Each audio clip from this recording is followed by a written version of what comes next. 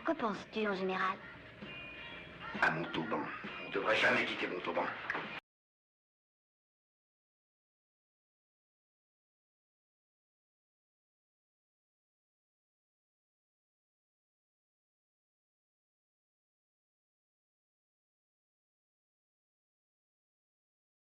À quoi penses-tu en général?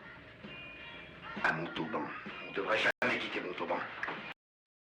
Bonjour à toutes et à tous, on se retrouve pour cette seconde partie qui s'adresse toujours aux futurs pilotes confirmés, mais aussi aux moniteurs XC3 qui souhaitent avoir un support. Dans cette seconde partie, on va voir ou revoir quelques points techniques en théorie afin de les mettre en pratique lors de vos vols. Toujours avec des points incontournables qui sont la sécurité, la progression et la performance.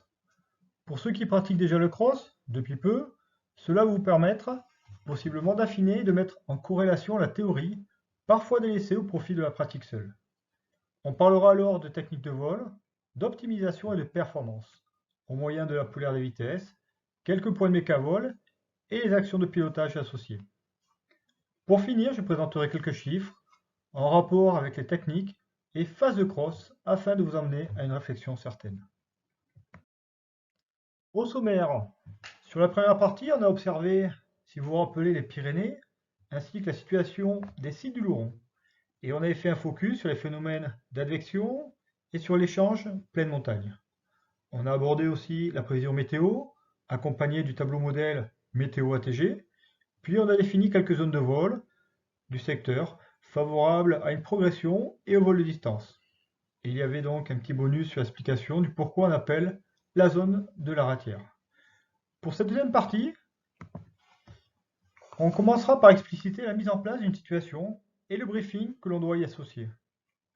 On va voir des techniques de vol et plus précisément les différentes phases de vol lors d'un cross, ici accentué sur le secteur montagne. Le but étant de progresser dans la partie du cross en toute sécurité. Puis, on reverra la polaire des vitesses pour comprendre et utiliser pleinement notre aile et optimiser notre pilotage afin de performer, chacun à son niveau et dans sa logique de progression. En bonus cette fois-ci, je vous parlerai de cette analyse réalisée sur les vols montagne. Avant de clôturer ce sujet, on se fera un débriefing. Et oui, car lorsqu'on fait un briefing, il doit obligatoirement y avoir un débriefing. On verra à quoi ça sert et surtout comment le réaliser, car c'est un incontournable bien utile. Cette deuxième partie s'inscrit dans le cadre de progression du passeport de vol libre. Deux pilotes de niveau bleu souhaitant progresser vers le niveau marron. Mais cela peut être aussi un bon rappel pour ceux qui souhaitent confirmer leur niveau marron. Les 4 domaines sont un socle du programme FEVL que l'on retrouve à tous les niveaux de progression. L'ensemble de ces 4 domaines de compétences est nécessaire pour une pratique réfléchie, responsable et sécuritaire, et partagée tout au long de votre formation. Ils sont à la fois distincts et indissociables. On retrouve l'analyse, qui est l'ensemble des connaissances et leur mobilisation dans la pratique. Même avec les plus belles lectures sur le sujet, il est important d'occuper le terrain pour apprendre à observer les éléments. L'accompagnement, le frottement avec les personnes expérimentées sur le sujet, les stages dédiés à l'analyse météo sont nécessaires pour apprendre et avoir une bonne lecture.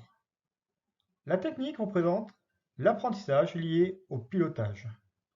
Il y a le mental et les facteurs humains qui, à mon sens, représentent une place très importante dans notre activité. Aujourd'hui, en 2021, on voit de plus en plus de stages orientés avec cette dimension mentale, avec des personnes ressources de qualité, ce qui est une bonne chose. Concernant la part facteur humain, cela me semble plus difficile encore, mais est en nette progression, ce qui est encourageant. Et il reste, non pas les moindres, le cadre pratique, qui regroupe tous les aspects réglementaires, environnementaux et sociaux. On ne doit surtout pas les omettre, afin de permettre une pérennité dans nos activités de vol libre. Pour la progression vers le niveau marron, on retrouve donc ces 4 domaines. Analyse, dans la prévision météo et aérologique d'une journée de vol, et aussi analyse dans le choix d'un atterrissage en campagne. Le choix du décollage, si on a le choix, il est bien évidemment important si on veut accrocher dans les meilleurs délais notre premier thermique. Le cadre de pratique, vous êtes en plein dedans. C'est connaître aussi les progressions possibles au sein de la FEVL. C'est respecter les différentes zones aériennes, mais aussi respecter les autres pratiques, telles que les zones de parachute, parfois non inscrites en tant que zone, mais concernent le respect de la sécurité de chacun. Si on reste sur le secteur Val-Louron, il y a l'altiport à respecter, mais aussi les zones à percnoptère. De nombreuses informations sont en général présentes à latéraux.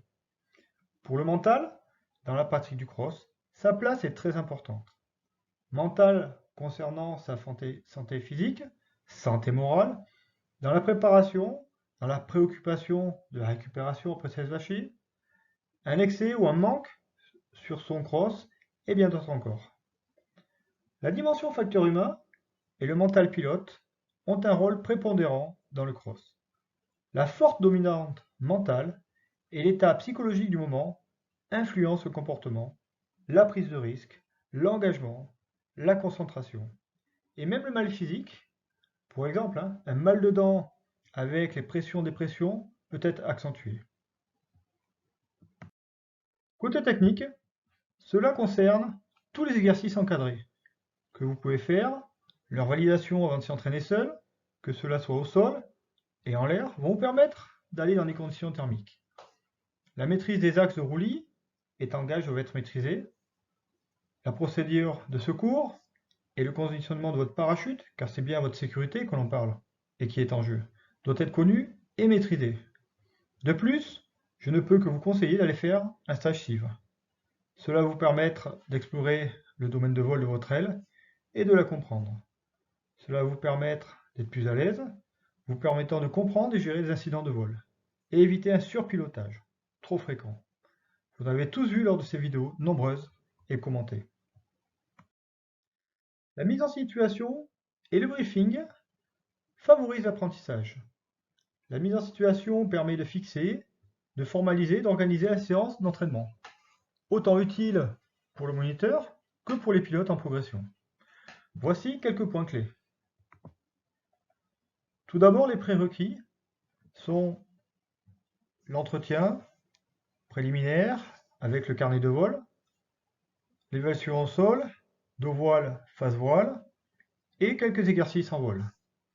Cela doit permettre d'évaluer l'aptitude de technique de pilotage, en particulier la maîtrise de l'envol sur la gestion du roulis, du tangage et de la temporisation. Il est nécessaire de réaliser des exercices de gestion de maintien de cap et de savoir descendre par les différentes techniques appropriées. Les points de correction apportés par le moniteur vont vous permettre de progresser en toute sécurité. L'engagement que l'on met dans tous ces exercices et au cours des vols doit rester modéré en fonction de son niveau et des conditions rencontrées. Pour ceux qui ont une envie d'envoyer plus fort, je le redis, profitez pour aller faire des stages CIV avec toutes les conditions réunies pour réaliser votre progression en milieu aménagé. Les prérequis sont faits, on continue. Avoir un groupe de 3-5 pilotes, c'est plutôt bien. On évolue bien donc du niveau bleu vers le niveau marron. Il est important de savoir formaliser une analyse météo, de la confronter aux prévis et météo du jour. On fera, et comme vous l'avez vu, on avait fait un point en première partie sur la zone d'évolution, l'environnement restreint, savoir décoller, savoir où on va sortir, connaître les limites de vol, savoir également que ça ne sert à rien d'enchaîner un nombre de vols trop grand dans une journée, il vaudra mieux faire du qualitatif plutôt que du quantitatif. Également du temps de vol, si on n'a pas encore volé suffisamment longtemps, c'est de l'endurance, ça s'entraîne. C'est pas de suite qu'on va faire 3 heures de vol, il faudra que ça soit progressif. Un moniteur pour encadrer, c'est bien. Si on peut, 2 moniteurs, c'est encore mieux. Côté moniteur, son job là, ça va être d'observer la position de pilotage, le pilotage en lui-même, l'aisance dans l'exploitation, l'équilibre qu'il y aura entre elle et le pilote, les placements également. On parlera aussi d'exploitation, de la masse d'air et des différentes phases, ainsi que comment va se déplacer le groupe et les élèves. Le dernier point qui est important, c'est le mental qui a un rôle prépondérant dans le cross. Il n'est pas développé dans ce sujet, cependant aujourd'hui on retrouve de très très bons documents et de belles personnes qui parlent et qui préparent les gens d'un point de vue mental. Le briefing. Le moniteur, même si ça paraît une évidence, doit bien connaître la leçon proposée en rapport avec la progression des pilotes. On respectera la règle des 3 C. Ça veut dire quoi? Ça veut dire que votre message doit être clair, complet et concis. J'aurai l'occasion d'y revenir sur un sujet bien particulier que je traiterai sur le facteur humain dans un autre contenu. Le principe de base d'un briefing doit contenir au moins l'objectif, c'est-à-dire le résultat que l'on doit atteindre. L'objectif fait donc l'objet de la leçon. On doit également prendre en compte les connaissances nécessaires, les vérifications des acquis qui sont indispensables pour le vol, des rappels si besoin, des corrections et les nouveaux apports qui seront être nécessaires à la réalisation. Côté organisation du vol, c'est important de présenter la séance avec des supports, des illustrations, également de connaître les détails sur l'organisation du vol et se répartir également les tâches avant, pendant et après le vol. Ce briefing, ce sont des points qui sont également incontournables pour aborder une séance dans les règles. Le briefing fait, on va rentrer encore plus dans le vif du sujet. On va voir les techniques de vol et plus particulièrement les phases de vol. On définit 5 phases de vol. En fonction de votre avancement dans le cross, il vous faudra travailler certaines phases pour optimiser vos vols. On trouve la recherche et prospection, les phases de montée, le cheminement, la transition et les phases d'attente. Pour la prospection et la recherche des zones ascendantes et thermiques, on définit le ou les secteurs favorables, l'orientation et les zones propices de déclenchement. Quels sont les éléments extérieurs à recueillir pour nous aider, tels que les oiseaux, les fumées, les autres pilotes en évolution, les risées sur un cours d'eau, l'agitation des feuilles d'arbres, etc. La collecte d'infos, le traitement que l'on en fait et la prise de décision associée pour avoir un positionnement adapté par rapport au relief et au vent. On se doit de définir aussi les altitudes d'évolution et en particulier à partir de quand on décide de changer de zone ou à partir de quand on décide de rejoindre la zone de perte d'altitude pour préparer son retour au sol en toute sécurité. Ah, le thermique est là? On le prend. Mais au fait, quel est l'objectif fixé? Pour cela, on peut utiliser le tableau suivant pour formaliser ce que je viens de décrire. Ce tableau est emprunté donc lors de ma formation UC3 que j'ai retranscrit en format informatique. Donc, on retrouve notre objectif qui est recherche et prospection et qui sera précisément d'exploiter un courant ascendant thermique pour gagner de l'altitude. Pour la mise en situation, on observera les ciels, les indices de la présence de thermique et on fera la prise d'ascendance. C'est ces parties-là que l'on souhaite vraiment détailler. Côté consignes techniques et consignes d'exécution, on regardera les nuages, le soleil, le vent, les contrastes, les oiseaux, surface au sol propice au déclenchement. Pour la partie prise d'ascendance, on remarquera plutôt les prémices ressenties dans l'ascendance, la chute puis la montée, la tendance à l'aile de se soulever côté ascendance. Pour ce qui est des critères de réussite et l'évaluation, là le jeu sera de faire un gain de 300 mètres en respectant les règles de priorité en vol thermique. En fonction de ça, on pourra dégager des prises de travail comme par exemple travail du pilotage et le rendement de l'aile en fonction du thermique et la dérive potentielle, le choix du parcours pour arriver bien placé sur la zone d'exploitation. Ça, c'est une trame généraliste qui est non exhaustive, mais qui peut se déployer donc sur les différentes thématiques du cross.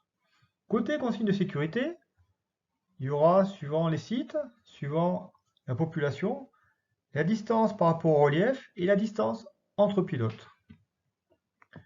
Côté observation, on peut présenter donc les zones d'évolution, chose que j'ai fait sur la première partie. Et également, on pourra définir des zones qui sont favorables à la prise de thermique. Et on se définira donc un temps de travail, où là j'ai estimé le temps de travail à 1h30. Ça y est, on est efficace dans notre recherche, on va maintenant pouvoir exploiter l'ascendance et monter. En fonction du type de bulle et des conditions du jour, colonne thermique, dynamique, thermodynamique, en fonction de la dérive, en fonction du noyau du thermique, en fonction de la couche d'inversion, en fonction du plafond, en fonction de ces différents éléments, il faudra qu'on adapte la technique. La technique de la montée en thermique est quelque chose qui est largement discuté entre pilotes et également largement décrit dans la littérature. Il ne faut pas sous-estimer la part d'inconscient et d'automatisme de cette technique. Certains disent qu'il ne faut pas essayer de trop la rationaliser. Mieux vaut accumuler les heures de thermique. Le top étant les heures de thermique dans des grappes de parapente pour apprendre. Quand on est en bas du thermique, pendant cette phase, toute l'attention est portée sur l'optimisation de la montée. Près du sol, le thermique est encore incertain, irrégulier, mobile. Il faut se concentrer à ne pas le perdre.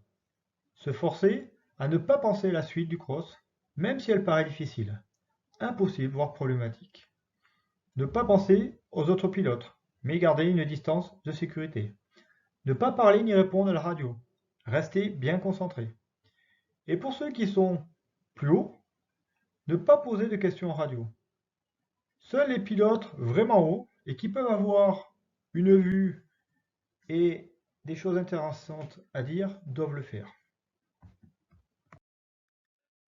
Pour formaliser donc les phases de montée, on reprend le tableau et on y insère les éléments cités, sachant que l'objectif est de travailler les phases de montée. Pour l'objectif donc, le but est d'améliorer les phases de montée, la sortie après le déco. On peut se mettre des sous-objectifs, par exemple l'identification des zones et exploitation. Également le choix de la trajectoire. Côté mise en situation, suite à la mise en vol, identifier le ou les secteurs favorables à une sortie rapide du site.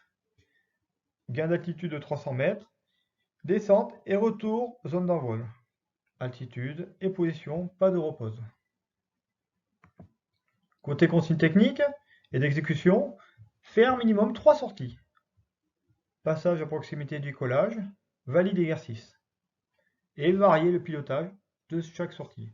Le but étant donc de bien s'entraîner sur ces phases de montée dans différentes conditions et différents exercices.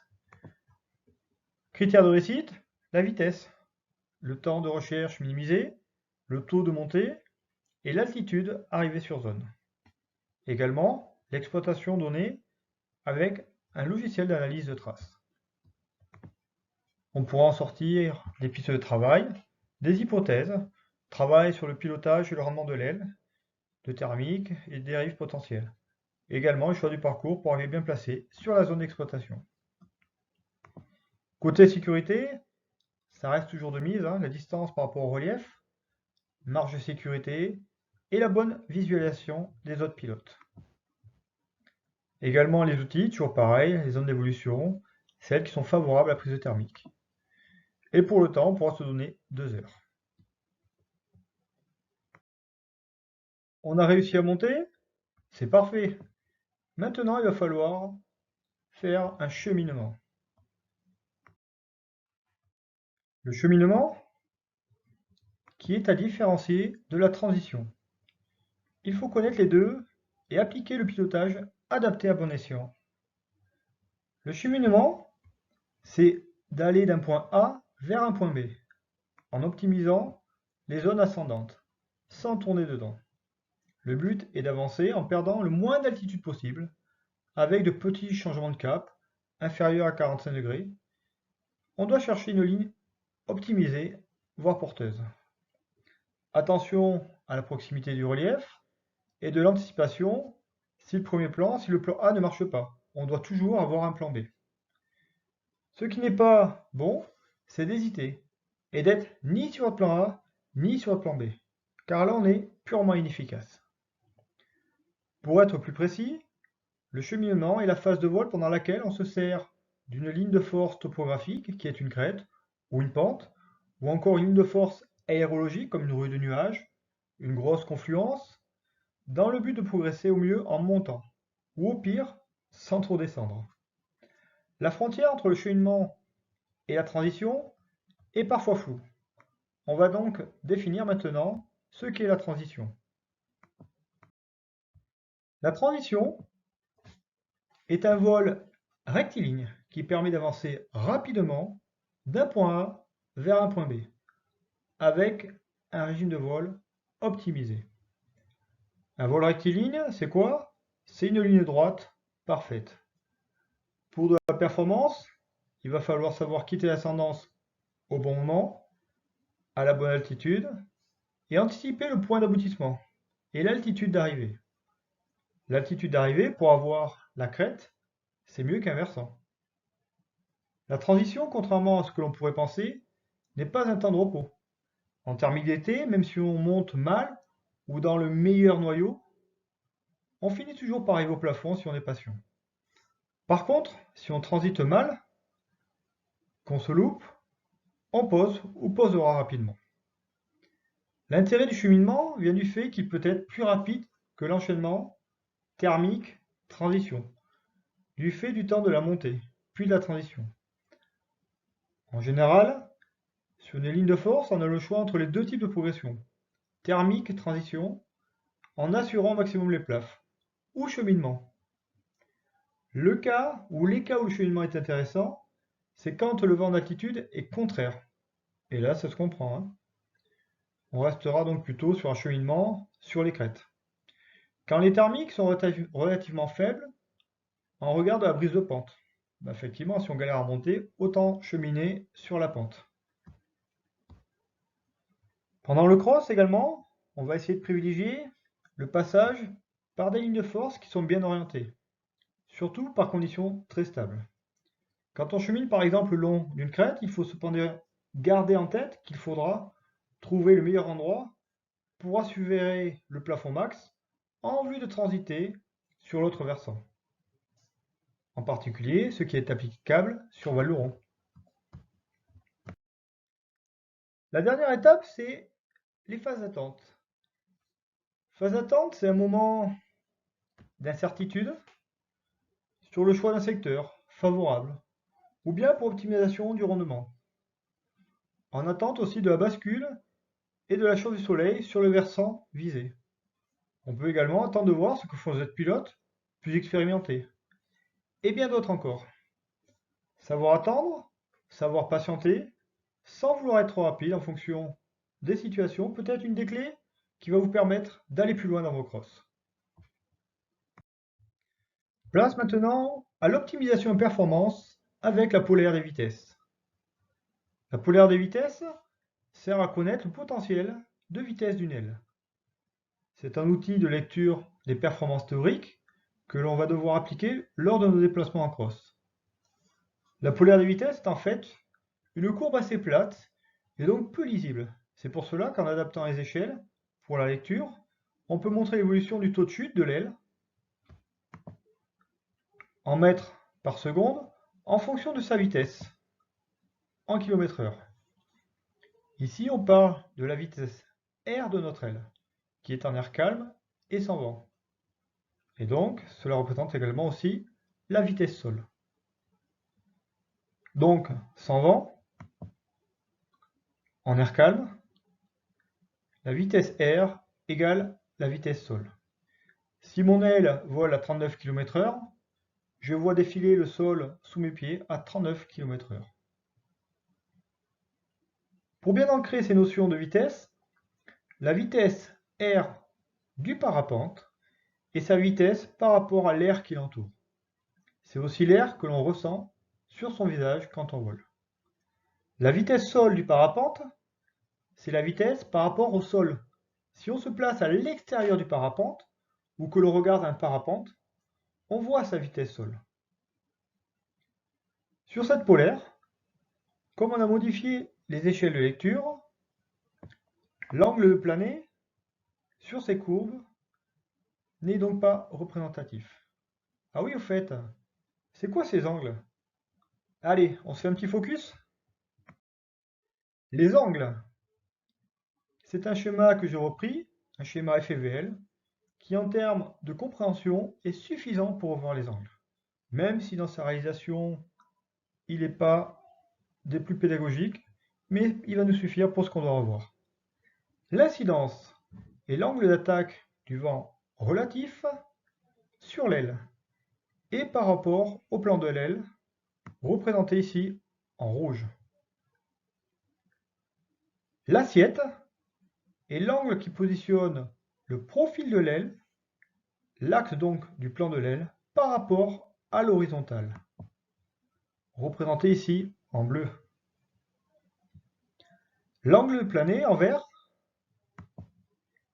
est compris entre la trajectoire de l'aile et l'horizontale, représenté par le sol ici, mais pas le plus logique en termes de compréhension. J'ai donc rajouté une flèche verte qui nous permet de visualiser la différence entre l'incidence et le plané. À savoir que l'incidence ne se voit pas sur une aile en vol. Seule l'assiette peut être évaluée par rapport à l'horizon. Revenons maintenant sur notre polaire de vitesse. Si on trace la tangente à la polaire de vitesse, on retrouve le point de finesse max, qui aujourd'hui est confondu avec vitesse max. Ça veut dire que, bras haut, on a finesse max, vitesse max. La finesse max, c'est ce point qui va nous permettre d'aller le plus loin possible en fonction des caractéristiques de notre aile. Nombreuses ailes modernes ont ces caractéristiques. Si on applique maintenant du freinage, on ira chercher le tour de chute mini, en se gardant une marge avec le décrochage. On arrive, pour cette aile, à avoir une vitesse de 26-28 km/h pour un taux de chute proche de 1 mètre par seconde. Si l'on revient maintenant bras haut, on a l'accélérateur qui nous permet de gagner en vitesse et qui sera fonction du type d'aile pour sa plage de vitesse. On pourra atteindre une vitesse supérieure au détriment d'un taux de chute qui, dans notre cas, tombe à 1,5 mètres par seconde et voire même plus si on suit la polaire. Certaines ailes de performance, de compétition, ont leur point de finesse max obtenu avec un peu d'accélérateur. Pour être dans la performance et être dans l'optimisation de nos vols cross, on se doit de connaître ces différents régimes de vol et les appliquer au bon moment. On a donc notre polaire de vitesse, où je vous rappelle que la vitesse R de notre aile est de 39 km/h, qui, quand il n'y a pas de vent, représente également notre vitesse sol. Là, on se trouve dans un nouveau cas, où l'on a un vent de face de 20 km/h. Ça veut dire quoi? Ça veut dire qu'on a déplacé de notre origine un vent de 20 km/h. Et il nous reste une vitesse sol qui sera de 19 km/h. Effectivement, quand vous aurez un vent de face de 20 km/h, les personnes qui vont vous regarder vont vous voir avancer à 19 km/h. Mais par contre, vous, sur votre aile, vous volerez toujours à 39 km/h. Maintenant, on a ce vent de 20 km/h, et si on trace la tangente à notre polaire, on voit que si on gardait la même position bras haut, on n'aurait pas un pilotage optimisé. Pour cela, on doit retracer la tangente à notre polaire pour connaître où se situe notre point de finesse max, notre point optimisé. Donc là, si je fais un zoom sur l'endroit qui nous intéresse, on peut voir que la flèche verte, c'était bras haut, avec nos conditions sans vent. Et on peut voir que la flèche rouge, c'est le nouveau point qui correspond avec 20 km/h de vent, de face. Pour aller rejoindre ce point, il n'y aura pas d'autre solution que d'utiliser l'accélérateur.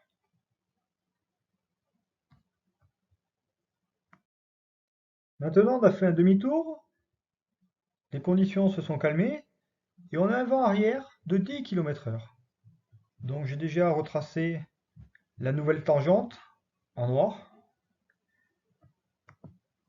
Vous vous rappelez que notre vitesse R, qui est donc la vitesse de notre aile, est de toujours de 39 km/h. Par contre, concernant la vitesse sol, on devra y rajouter le vent arrière qui nous pousse. C'est-à-dire que si quelqu'un nous regarde, il nous verra voler à 49 km/h. Si on fait un petit focus donc sur notre pilotage, on voit que nos deux tangentes sont quasiment confondues. Il n'y a pas grand-chose. Mais pour être efficace avec un vent arrière, il faudrait donc avoir une légère action de freinage aux commandes. Et si on regarde, en prenant en compte que l'on vole en étant en contact de sa voile, voire parfois un petit peu plus, on a la main un petit peu plus lourde, et bien on pourra considérer que l'on est déjà au point de finesse max avec 10 km/h de vent arrière. Sur cette représentation, j'ai changé un petit peu l'unité. C'est-à-dire qu'en haut, on est toujours en km/h, mais au lieu d'avoir la vitesse de notre aile, on a la vitesse sol. C'est-à-dire, vous placez toujours pareil à l'extérieur du parapente et vous regardez ce qui se passe.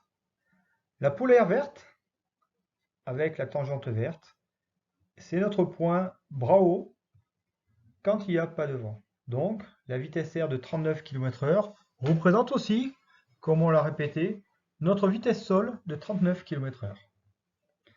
Maintenant, si on prend la polaire plus à gauche, la polaire bleue, et qu'on y rajoute 20 km/h de vent, vous vous rappelez que notre parapente va voler donc à 19 km/h. C'est notre point vert sur la courbe bleue. Et on a dit, une fois que l'on a tracé notre tangente à cette courbe, on aura le point d'optimisation qui est le point bleu. Et pour l'obtenir, on devra donc utiliser l'accélérateur pour rejoindre ce point de finesse max et ce point optimisé pour nos crosses. Maintenant, on trouve le dernier cas où l'on se retrouve donc vent arrière.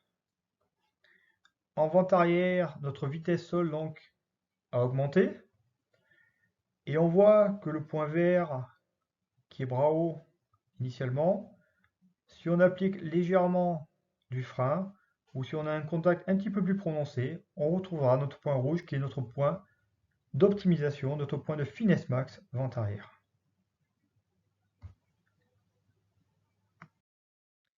Très bien, on vient de voir donc les conditions rencontrées possibles en air calme.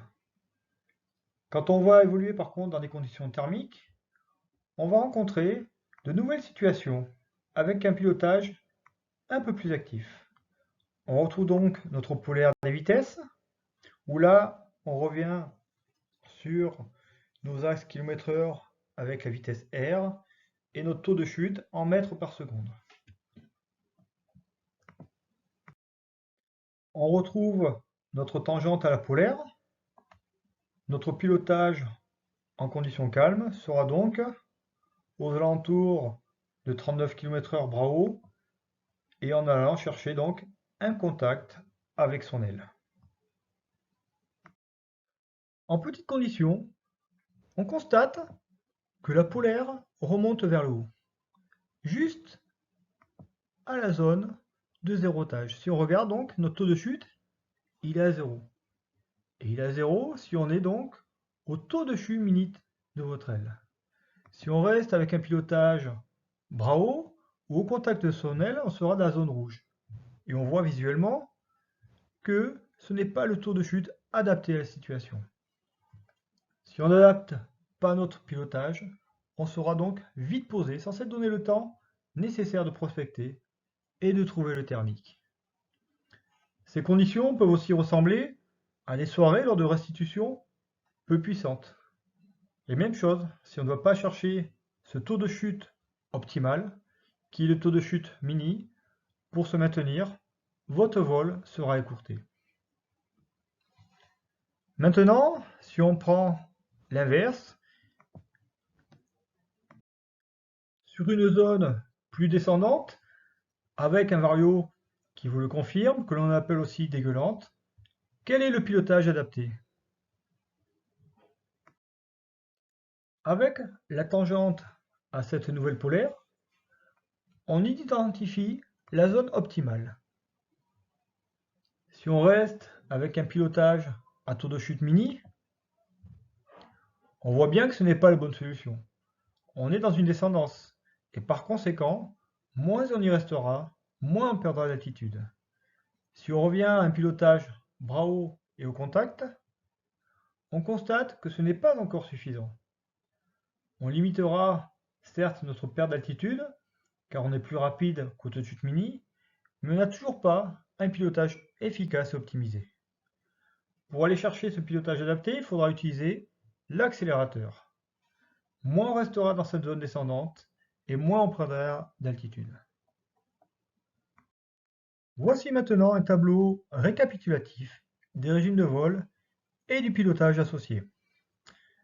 En haut, le premier que l'on aura, c'est le taux de chute mini, qui est à définir suivant votre aile et votre marge de sécurité en fonction de la connaissance de votre aile, qui peut être située entre la poitrine et le nombril, en se gardant bien une marge de sécurité par rapport au décrochage. On retrouve le pilotage au contact de son aile, le pilotage bras haut et le pilotage bras haut avec action accélérateur, premier barreau, deuxième barreau j'ai mis. Sur la partie gauche, on va retrouver les différents régimes de vol, ce que ça donne sur la finesse, ce que ça donne sur le taux de chute et notre vitesse sol, notre vitesse air.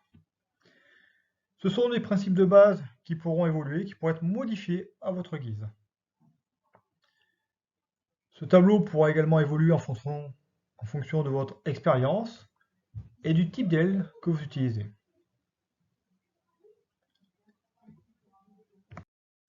Pour les régimes de vol, on retrouve le décrochage, taux de chute mini, au contact, vitesse max, finesse max qui est bras haut, et vitesse accélérée, premier barreau, au poulie, et on vous retrouvera derrière un petit onglet justification que l'on va voir par la suite. Pour ce qui est du décrochage, vous en doutez, la finesse est nulle, le taux de chute très dégradé, et la vitesse sol et la vitesse air, elle est nulle, puisqu'on a une vitesse verticale, on descend. Pour notre pilotage bras haut, côté finesse, on a vu que c'était une finesse qui était optimisée, puisqu'aujourd'hui, les caractéristiques de nos ailes ont des finesse max et vitesse max. Le taux de chute, il est moyen, puisque le meilleur taux de chute serait bien sûr le taux de chute mini. Et la vitesse sol et la vitesse air, on l'a dit, à vitesse max. Pour aller voler en conditions thermiques, on sera souvent au contact de notre aile, pour sentir ce qui se passe. Côté finesse, on sera donc peu dégradé, puisqu'on sera au contact de notre aile. Côté taux de chute, comparé à bras haut, il sera légèrement amélioré, mais c'est un tout petit peu. Et côté vitesse sol, vitesse air, la vitesse sera légèrement réduite. Maintenant, on vient se mettre au taux de chute mini. Donc là, notre vitesse, elle sera dégradée, mais par contre, on aura un taux de chute qui sera le meilleur. Et côté vitesse all, vitesse air, on sera dégradé, mais là, c'est pas le but. Et maintenant, si l'on revient bras haut et que l'on utilise notre premier barreau, on aura une finesse qui sera optimisée en fonction des ailes ou peu dégradée. Côté taux de chute, il sera un petit peu dégradé. Et côté vitesse sol, on ira un petit peu plus vite. Et maintenant, on pousse à présent le barreau poulie contre poulie. Côté finesse, eh bien, elle va se dégrader. Côté taux de chute, il va se dégrader également. Et côté vitesse sol, on va augmenter. Avec, vous avez vu, une zone qui est en rouge. Attention dans lesquelles conditions et avec la connaissance de votre matériel, vous allez aller vitesse accélérée, poulie contre poulie. Côté justification, le meilleur rendement de l'aile est bras haut. Le pilotage en thermique est en général au contact de son aile. En se gardant une marge confortable de sécurité, un pilotage avec un taux de chute amélioré permet de rester en l'air en petites conditions. Par vent de face, on cherchera une vitesse supérieure, sauf zone porteuse, où là on n'a pas intérêt autant rester à la zone qui porte un peu plus longtemps. Dans une descendance, on accélère pour y rester le moins longtemps possible. On arrive maintenant au bonus, sur l'analyse des vols montagne. La présentation des graphiques est basée sur les résultats de la CFD, la Coupe fédérale de distance de l'année 2017 sur les vols montagne. Cette analyse a été publiée dans le Vol Passion magazine, numéro 1407 de décembre 2019. Sur ce graphique, on retrouve à gauche en ordonnée, on a la part du temps passé sous 300 mètres sol, en pourcentage par rapport au temps de vol. En bas, en abscisse, on retrouve la distance en CFD classée par tranche de 50 km. Et à droite, on a l'altitude maximum atteinte lors du vol. J'attire votre attention sur le fait que 300 mètres sol en plaine, c'est pas la même chose que 300 mètres sol en montagne. On ne doit pas avoir le même comportement et les prises de décision à adopter sont bien différentes. Si on considère que la proximité du sol est le premier facteur de concrétisation du risque, alors il est important de bien le prendre en compte et savoir le lire au cours de vos vols. Donc maintenant, côté analyse, les constatations que l'on peut faire, c'est que sur les vols cross de moins de 50 km, le temps passé sous 300 mètres sol représente 50%, soit la moitié du temps de vol. Et l'altitude max atteinte est de 2000-2500 mètres. Sur les crosses entre 50 à 300 km, le temps passé sous les 300 mètres sol est de 30 à 40%, soit environ un tiers du temps de vol. Et l'altitude max atteinte est de 2500 à 3500 mètres, donc un petit peu plus haut. Et pour les vols au-delà de 300 km, le temps passé sous les 300 mètres sol tombe à 25%, soit un quart du temps de vol. Et l'altitude max atteinte est de 4000 mètres, donc encore au-dessus. D'un point de vue sécurité, si on considère la zone à risque proche du sol, il est alors moins dangereux de réaliser des grandes distances lors des journées météo favorables que de voler en local. En local, vol montagne, on vole souvent à moins de 300 mètres sol. En cross, on vole à plus de 300 mètres sol, en plaine et avec des points bas. En montagne, qui est le cas ici, on peut passer beaucoup plus de temps dans cette zone inférieure à 300 mètres sol. Cependant, même en cross-montagne, sur les crosses de longue distance, on constate que les altitudes sont élevées et que le temps passé sous les 300 mètres sol est très faible. Sur ce graphique des variaux, on peut observer en partie gauche la moyenne des variaux, avec en partie basse donc les mois de janvier à décembre. En jaune, on aura les variaux moyens sur les vols montagne de 2007, et en bleu ont été tracés les écarts types du vario moyen. Ce que l'on peut en dire, c'est que sur les varios moyens, avril et août sont là où on a rencontré les plus forts varios pour l'année 2007. Après, l'écart type tracé en bleu peut être une première approche pour la turbulence. Et là, on peut constater que de mai à août, ce sont les mois où il conviendra de prendre le plus de marge. Concernant l'exploitation des ascendances, à gauche en randonnée, on a l'altitude max atteinte en thermique en mètres. En abscisse, en bas, on a la distance CFD classée par tranche de 50 km. Les constatations que l'on peut réaliser sur ce graphique sont que plus on arrive à avoir un gain d'altitude, plus on pourra réaliser de la distance et agrandir sa balade aérienne. On voit qu'à partir de 150 km, le gain d'altitude reste le même. Donc, pour faire de la distance, il faudra regarder d'autres facteurs. Cela sous-entend que pour réaliser des vols de distance, il faut savoir prendre du gain d'altitude, donc savoir faire le plafond, mais surtout aussi savoir remonter de plus bas. Sur ce graphique, présentant la répartition des phases de vol, on a à gauche, en ordonnée, les tranches de cross par 50 km. En abscisse, on a le pourcentage réparti avec les 4 phases lors d'un vol, où ils ont mis la phase recherche, la phase de montée, la phase ascendance, la phase cheminement et la phase de transition. La phase que l'on a vue précédemment concernant la phase d'attente n'est pas considérée dans ce graphique.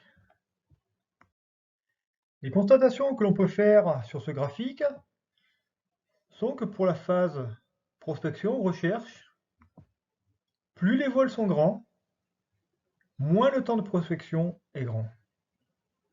Bien évidemment, c'est un ratio sur les 4 phases. Il n'y a pas de notion de temps passé dans chaque phase. Cela veut dire ou non que le temps passé en prospection peut être le même. Concernant la phase ascendance, la phase de montée, elle représente moins de temps sur les grandes distances. Pour ce qui est de la phase cheminement et transition, plus les vols sont importants, plus ces phases sont grandes, ce qui peut se comprendre. On se méfiera cependant, avec un petit bémol du coup, sur les grandes distances qui sont supérieures à 300 km. D'accord, sur la ligne du haut, car le nombre de vols dans cette catégorie est bien entendu très limité, et donc pas nécessairement très représentatif. Sur ce graphique, on va observer les vitesses de vol. Tout d'abord, à gauche, on retrouve les vitesses en km/h. En partie basse, donc, les crosses par tranche de 50 km. En partie droite, on aura un ratio de distance sur axe qui sera lié à notre courbe grise. On va retrouver donc en bleu les vitesses moyennes sur circuit et en jaune les vitesses R moyennes. Les constatations que l'on peut faire, si on prend tout d'abord le ratio de distance avec le pourcentage en partie droite, on voit qu'il y a une composante ascendante avec la distance parcourue. La performance passe donc par l'optimisation de ces trajectoires de vol, toujours en fonction des phases de vol. Et donc les phases d'attente ou les errements n'ont pas leur place quand il s'agit d'être à l'heure sur telle ou telle phase, tel ou tel point clé. Maintenant, si on regarde la vitesse moyenne sur circuit et la vitesse R moyenne, on peut voir que la vitesse moyenne sur circuit augmente avec la distance, de manière d'ailleurs linéaire. La vitesse R moyenne, elle, laisse deviner la différence entre les catégories de voile, l'utilisation de l'accélérateur et la répartition des phases de vol. Voilà pour ce bonus où je vous montre la dernière page qui est donc l'outil d'analyse qui a été utilisé, qui est XC Analytics. On le retrouve pour info sur le Play Store au prix de 4,89 €. Alors ça peut être un bon outil pour ceux qui le souhaitent et un bon support pour les moniteurs qui veulent compléter leur débriefing sur plutôt effectivement du cross. Le débriefing. Qui dit briefing dit débriefing. Et comme le montre cette image, le débriefing, c'est encore meilleur quand c'est chaud. 100% sérénité, 100% retour expérience. Le débrief, c'est tout bénef. Le débriefing, il permet de terminer une activité en exprimant les difficultés rencontrées, les moyens innovants s'il y en a, et faire évoluer surtout le retour d'expérience. C'est aussi un point d'enclenchement, une boucle de progrès pour les actions futures. C'est aussi un moment privilégié de partage et de communication. Ça permet de valoriser et transmettre les savoirs et savoir-faire. Ça permet aussi de mener collectivement une réflexion partagée. Le débriefing est donc à réaliser au plus près de l'activité. C'est un échange verbal formalisé entre les acteurs qui permet de synthétiser le déroulement de la séance en énumérant les points positifs, les difficultés rencontrées et les points d'amélioration. Il permet de retenir et de capitaliser les éléments d'expérience, le REX. Il permet d'identifier et de traiter les problèmes rencontrés. Il permet d'identifier les sources potentielles d'amélioration. Le débriefing doit être réalisé dans un espace également approprié. Lors du débriefing, il est abordé ces 5 points incontournables. Est-ce que le résultat obtenu par rapport à l'attendu est satisfaisant? Est-ce que le matériel, est-ce que les outils, les documents, les informations à disposition étaient suffisants? A-t-on rencontré des pièges éventuels ou est-ce qu'on a rencontré qui n'étaient pas identifiés lors du briefing? C'est bon de faire ressortir aussi les points forts, il faut les citer. Et aussi, quelles sont les améliorations possibles que l'on pourra apporter. Le débriefing est réalisé par les pilotes en répondant à ces questions en présence du moniteur. Le moniteur, lui, fait la synthèse finale du débriefing pour validation ou non des points issus de l'objectif. La connaissance s'acquiert par expérience, tout le reste n'est que l'information, disait Albert Einstein. Avant de finir, une dernière diapo de Jean-Pierre Petit sur le domaine de vol.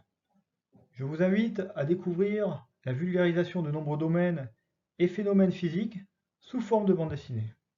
Pour cela, vous mettez dans votre moteur de recherche le titre « Savoir sans frontières » de Jean-Pierre Petit et vous aurez accès à différents domaines très intéressants vulgarisés sous forme de bande dessinée. Nous concernant le domaine de vol, on a 3 éléments. Les conditions aérologiques, la machine et le pilote. Il y a des conditions aérologiques qui excluent l'envol de certaines machines volantes. Je ne sais pas ce que tu en penses, mais moi je préfère aller à pied. Le parapente est un sport de détente sans problème, partant calme, le matin tôt par exemple, sans vent ni turbulence. En air turbulent, le risque est inévacuable. Des machines apparemment semblables peuvent avoir des domaines de vol très différents. Certaines pardonnent, d'autres non.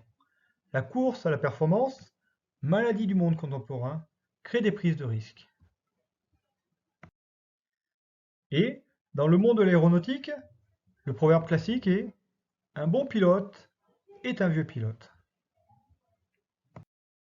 La motivation. Et oui, la motivation, C'est le moteur essentiel à ne surtout pas négliger. Chacun son truc pour la préparation mentale, la veille ou le matin, mais le plus important, pour que la motivation soit toujours au rendez-vous, c'est de se faire plaisir en volant. Ne pas se faire peur en l'air. Ne pas se forcer à subir les éléments pendant des heures. Ne pas courir la performance absolue, mais plutôt courir le plaisir maximum. Ne voler qu'avec l'envie. Et ne pas voler tout le temps. Je dis ça pour ceux qui ont du temps. Autant privilégier les moments qui vous sont le plus appropriés. L'envie de voler doit être puissante. Si elle diminue, levez le pied. Voilà, cette thématique touche à sa fin.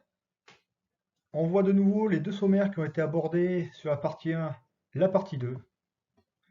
J'espère que je vous ai apporté quelques éléments vous permettant de progresser. Je vous dis à très bientôt. Bye bye.